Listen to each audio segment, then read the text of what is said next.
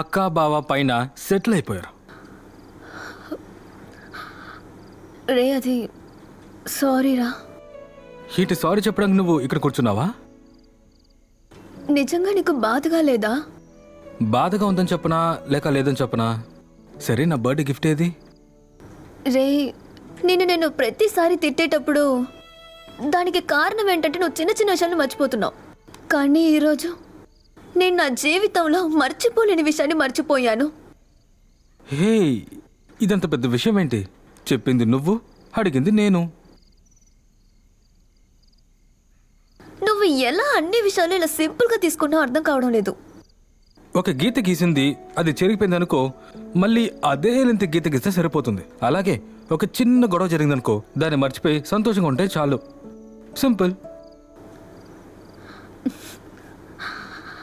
అయితే నీ సంతోషం అంతా నేనేనా? హ్మ్?